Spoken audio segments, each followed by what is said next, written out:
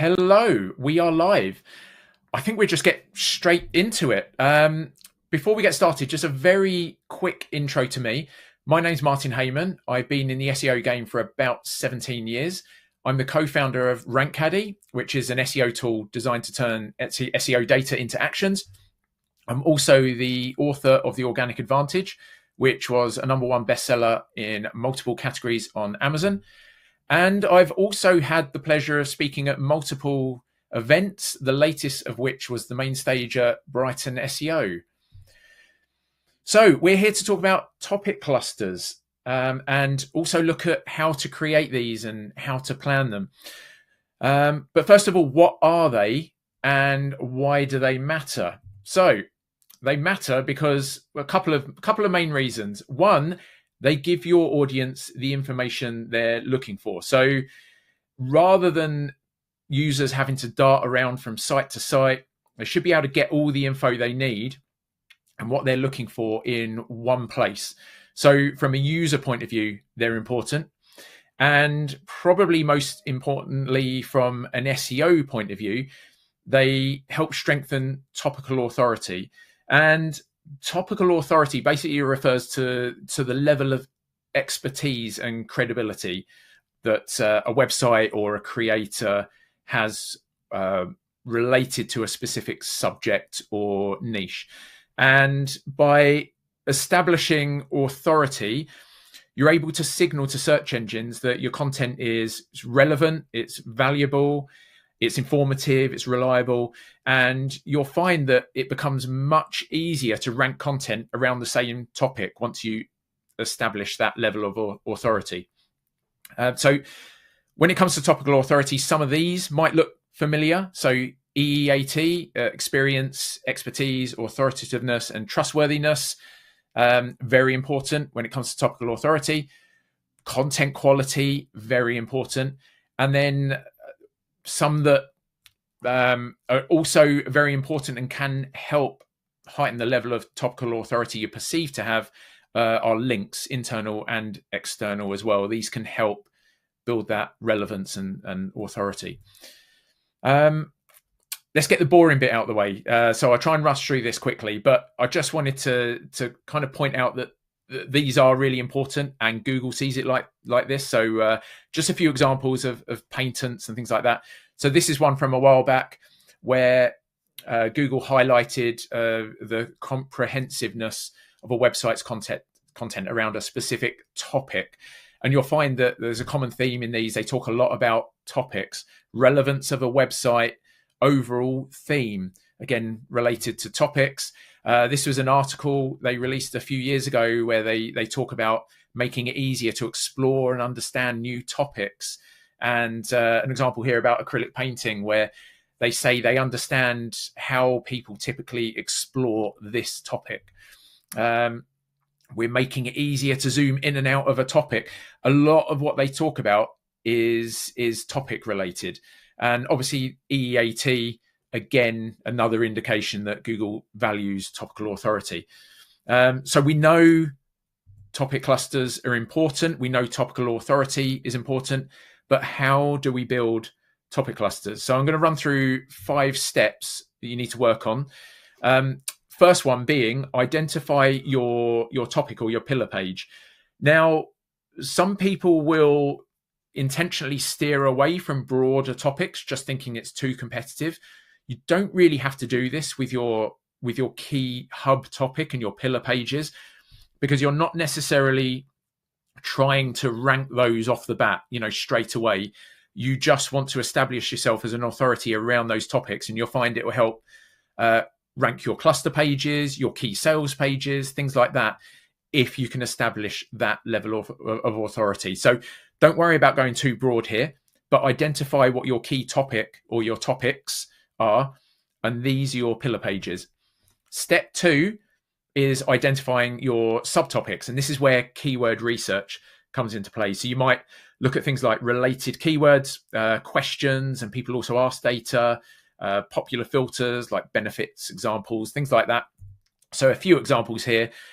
These might be common subtopics you might perhaps cover. So things like what is X, examples of tips and ideas, how to, benefits, alternatives to, versus type terms. So these might be common pages you would cover within a subtopic, but obviously this is quite limited. There'd be a lot more as well.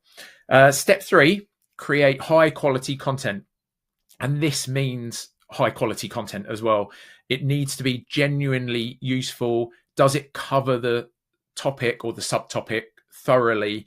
And, look at what's already ranking as well. It's a tip I always give. Look at what's already ranking. Would you take your page and actually genuinely want to see that over the ones that are already there? If not, then why would Google rank it? So go back to the drawing board and try and make it as high quality and as thorough as possible.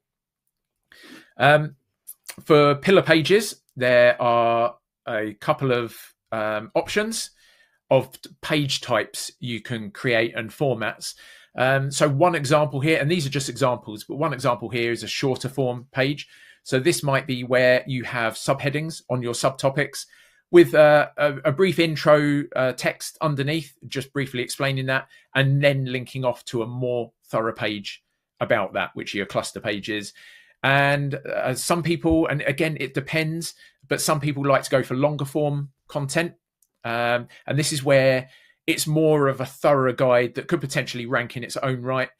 But again, it does internally link off to subtopics and cluster pages, but it is more of a complete and thorough page on that that pillar topic, whatever it might be.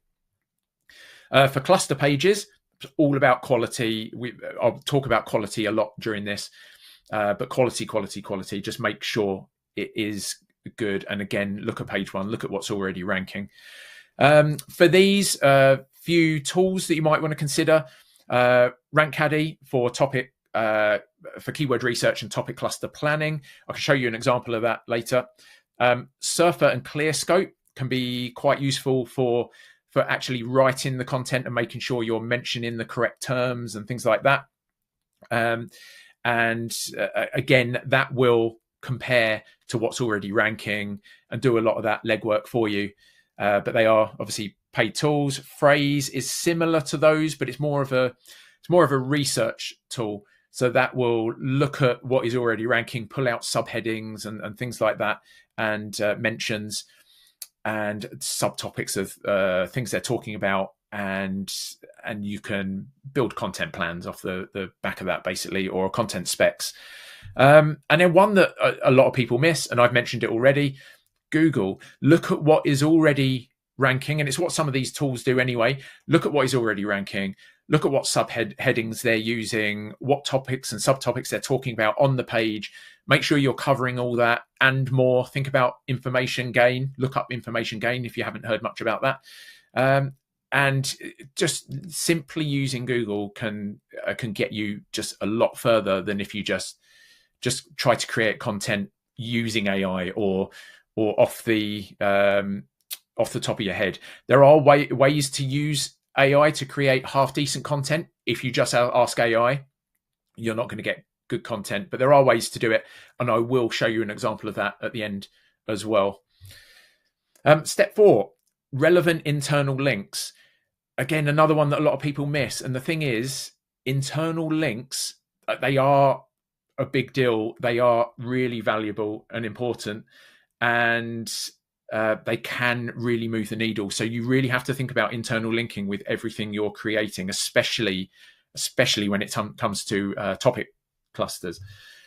A few things you need to think about with internal links, fairly obvious, but quantity. So, if you just got one internal link coming into a page, it's not going to deem it as very valuable. So think about quantity of the internal links you've got coming in, quality of those, and more so, so what pages is it coming from, and more so relevance.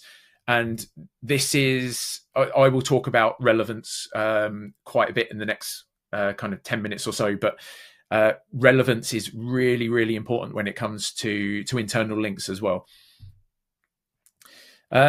So going back to this example,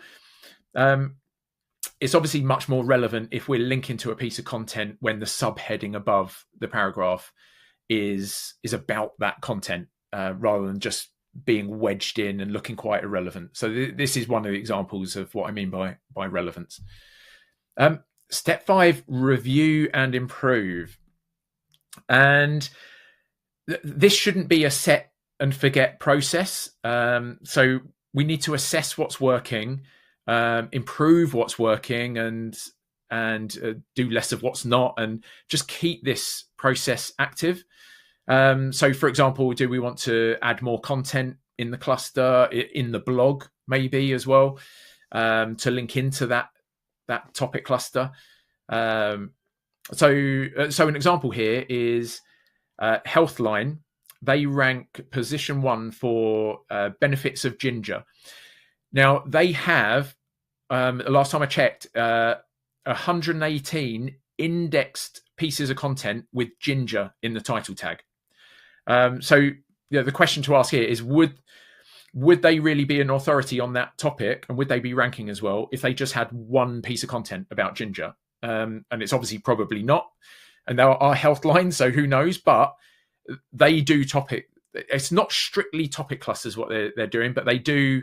They are, in a sense, they just have a different kind of linking structure, and they structure it slightly different. But they obviously cover topics very, very well and very thoroughly. And yeah, that's just an example of how more content can be quite an important factor as well. But obviously these other things like improving content, making it as high quality as possible, and backlinks as well as internal links can obviously help. So the key thing here, I think, is don't just build a topic cluster and then forget about it. It's an ongoing process.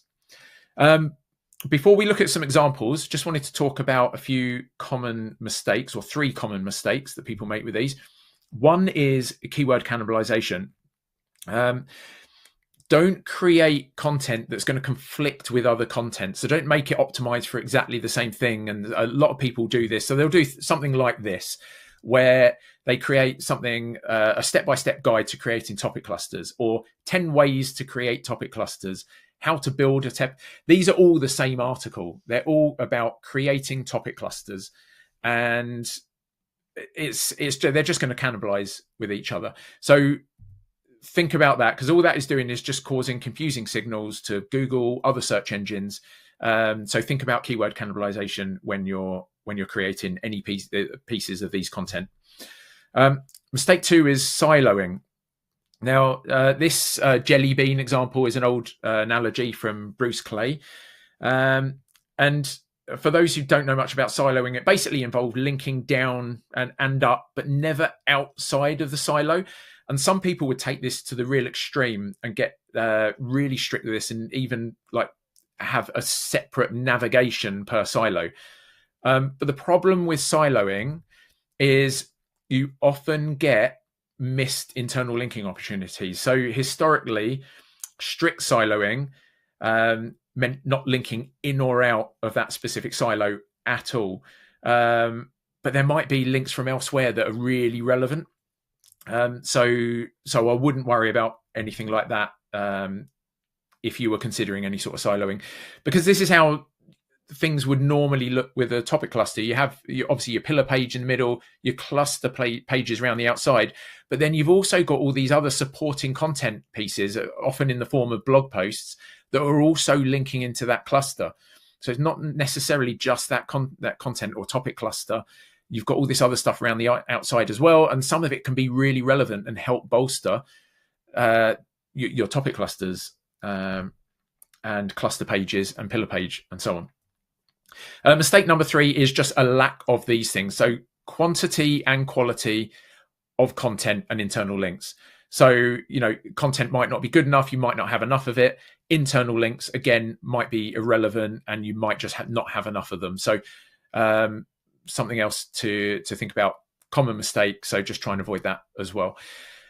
Okay, let's dive into a few examples. So this first one, this page is actually gone now because Drift have been acquired, but I've left this in here because I really like this example, and I'll show you what they've changed it to now that they've been acquired. And I actually don't like the new version as much, but this used to rank really, really well. And you can see what they've done here is they've gone with that that kind of short form template that we were looking at, where they've got subheadings, bits of content, and then they're internally linking off to then relevant pages. And those featured articles on the left-hand side, they're linking off to cluster pages. Again, really relevant. And then they're all linking back as well. So a few examples here, a bit further down the page, we've got some of these internal links. So a little intro to how do chatbots work, and then it's linking off to a thorough article about how does a chatbot work. Also linking in that little sidebar there. And then once you get to that page, they've got relevant anchors like chatbot or chatbots, then linking back up to the pillar page. Another example there from one of those other pieces. And another one where an example where they've got some cross-linking going on as well between cluster pages. And running a quick crawl with Sitebulb, you can see that actually these have a decent number of internally linking URLs. So it's not just from those cluster pages, it's also from blog posts as well. So you can see all of these are blog posts, and there's a lot of links coming in related to chatbots. There's an example of one of those pieces there, and another one there. So you can see it's this kind of setup that we showed earlier, where you've got your pillar page, you've got your cluster pages, those ones we saw down in the left-hand side, but you've also got these supporting content pieces around the outside of that cluster in the form of blog posts, in this case, linking in as well and helping bolster that. This is how it looks now. So they've been acquired by SalesLoft, and they've got a similar kind of display, but they've gone more with a slightly longer form piece of content in this case, and they're using jump links on the left-hand side instead. And they are using a little bit of internal linking off to other relevant pages, but just not as much, and it's not performing quite as well by the looks of it. And yeah, I much prefer the older version. I think it's structured way better. But yeah, this is what they've changed it to. This second example is Search Engine Journal, and this is their page on, or their topic cluster on link building. And this is historically always done very well. They have not changed this page or this cluster for years. To be honest, they could probably do with going into a lot of these pages and updating the content and updating the date on them, because they're starting to look a bit outdated, but still does really well. And it's not even the best pillar page when you look at it. So it's just a page of links and a tiny bit of content. So they have links off to these relevant pages to do with link building. So they're cluster pages. A little bit further down the page there, they've got a little bit of content underneath, and that's kind of it. But their whole structure is really good when it comes to this. So you go to any of these cluster pages and they're linking back to link building guide.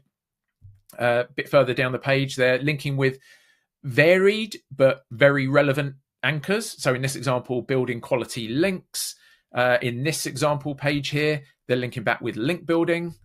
And then they've got, again, a load of blog posts also bolstering that topic cluster, where they've got links at the bottom, resource links, and sometimes they're linking to the link building guide, so the pillar page when it's relevant from those as well, and sometimes contextually as well. So in this example with link building.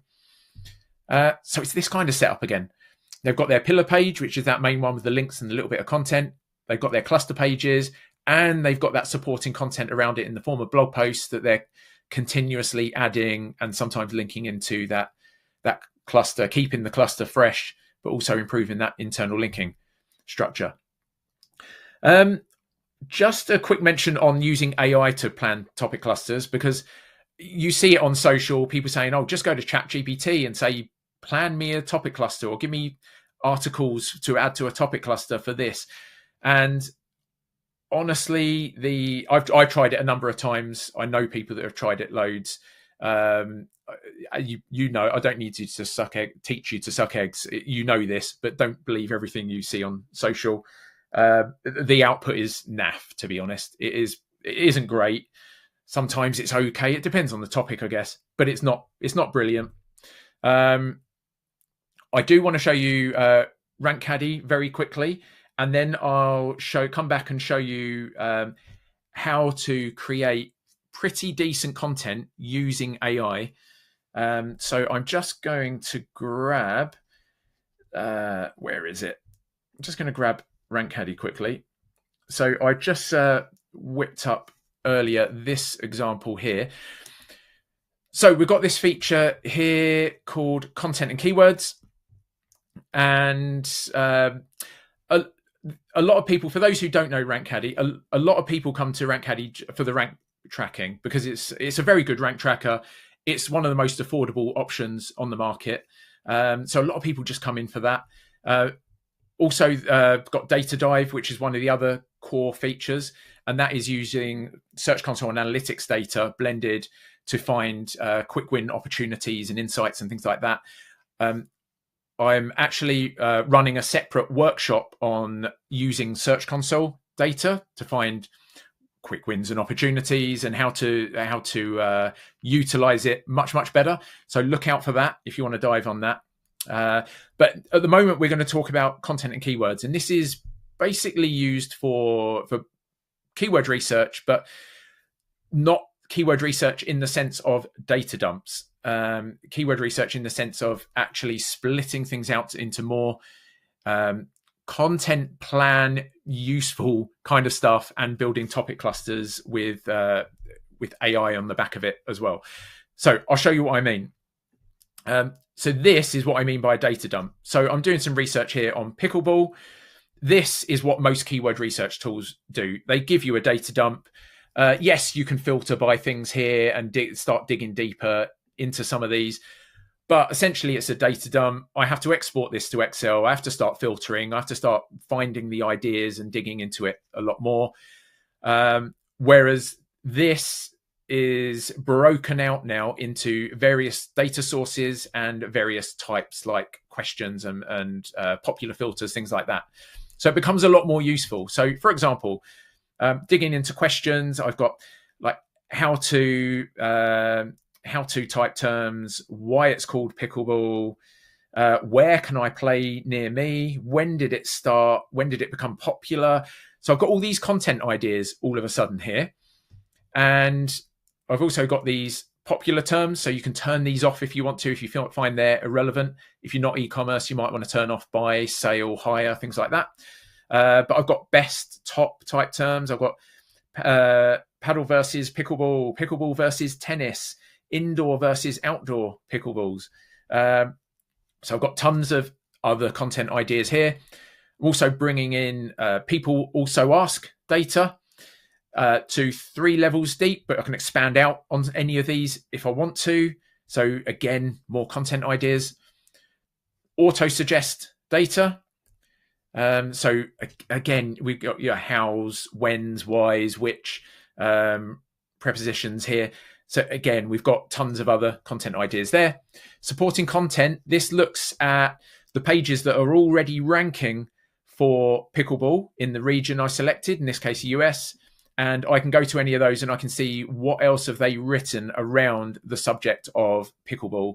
And again, it's just more content ideas that I can either steal or put a twist on.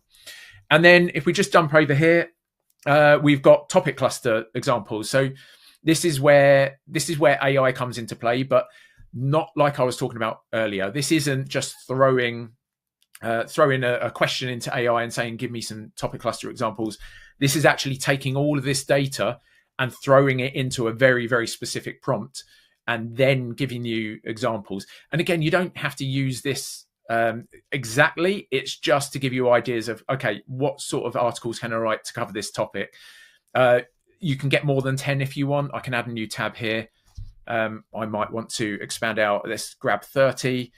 I can just run that quickly. And then I'll get 30 ideas back. So I can expand on that a bit further. I can also do 50. But hopefully that gives you an idea. I'll just let that run for a second. Gives you an idea of what you can do with this. So there we go. There's our 30. So we've got beginner tips. We've got court finder. So we've got all this stuff that's really relevant. But rather than having to dig into all this data, I've just planned a potential topic cluster I can use and get started with and I've got other stuff here that I can expand out on. There might be stuff here that's been missed. So what I would probably do is export all. So it will export all tabs to Excel, or you can put it into Sheets. And I would start highlighting all of the ideas that I want to use. I did some work with a gardening site a while back, and they had various categories. And I just threw all of those categories in here as topics. And within a couple of hours, I was able to create I think it was around 900 content ideas, a content plan of about 900 pieces, which should keep that site going for a while. But yeah, hopefully that gives you an idea of what this can do. Just diving back to the presentation. Using AI to write content. Okay, so I mentioned I would show you a better way to do this. As mentioned before, I would never go to ChatGPT and say, write me an article on pickleball tips for beginners, because it will be trash. And you can try it, but it will be rubbish. It will have loads of telltale signs that it's AI, and it just won't be thorough at all. However, if you use this, and there's a couple of stages to this, but if you use deep research and pop in there a prompt like, write me a thorough article on the subject of pickleball for beginners, or whatever the topic might be, or subtopic, look at what is already ranking, and get it to dig into what is already ranking as well, and look at what content they've written about, what they've covered, and make sure you're creating something that covers all of that, all of what the pages, the current ranking pages are covering, and more, and create something better. Deep research will then go off. It'll take a while. It'll come back with a very thorough piece of content, but it will be quite waffly. It will use a lot of jargon. It will just use language that you wouldn't necessarily use in quite a natural, easy to read piece of content. And it will have a lot of telltale signs in there, like N dashes, M dashes, things like that. So stage 2 of this is, and there's I'll give you a link to a cheat sheet in a moment, and there's a link to this in there, but this will tidy up that content. So if you say in here, please improve this content, paste what deep research has given you, it will go through, it will get rid of all the fluff, it will tidy up the language so it's more readable, it will get rid of the AI telltale signs, and it will make it a lot cleaner. And it puts it to a point where it's almost ready to publish. And then you just have to maybe go through, just do any more edits you want to do, and then add any more additional information. Again, think about information gain and media and so on. But this will get you a lot of the way there. And it just speeds up content creation process a lot. I don't know if this is the best example, but this was just a little example of how that improves stuff. So in that the last sentence example, the first one says, the goal is to equip horse owners with accurate, easy to understand information. And then we've got these dashes that are AI telltale signs without excessive technical jargon, but it's a bit long-winded. Whereas it's been cleaned up here. Our aim is to provide horse owners with clear, straightforward guidance to help protect their horses. And you get the idea. It's just a lot more readable. And it does that throughout the whole article. It'll even get rid of sections that are just repetitive and are just, just repeating what's already been said in the previous paragraph, or a bit waffly or anything like that. So yeah, have a little look at that. Hopefully you find that useful. Cheat sheet. Some links to some topic cluster related videos in there with some more example bits as well, and some other additional links, including a link to that custom GPT. And if you do want to give RankCaddy a try, normally it's a 14-day free trial. If you use that link there, so the bit.ly link, topic cluster 30, that will take you straight to the sign up, and you'll automatically get 30 days. And that doesn't just give you access to content and keywords, that gives you access to everything as well. So if you want to have a play with data dive, you can, and rank tracking and so on. But have a little play with content and keywords, and let me know what you think. If you've got any questions at all, let me know. But have a little play with that. Hopefully it helps. And yeah, 30 days will hopefully give you a chance to have a good play with that. As I said, if you want to get in touch, you can do so. I'm trying to stick to LinkedIn these days because there's just far too many social channels. So Martin Heyman on LinkedIn. If you want to stick with good old-fashioned email, martin@rankcaddy.io, feel free to get in touch. Ask anything about topic clusters, Rankcaddy, any SEO questions in general. Sometimes it's good just to bounce ideas off other people. And thank you again for joining. I really hope you found that useful. And yeah, I will catch you soon. Best of luck. Cheers.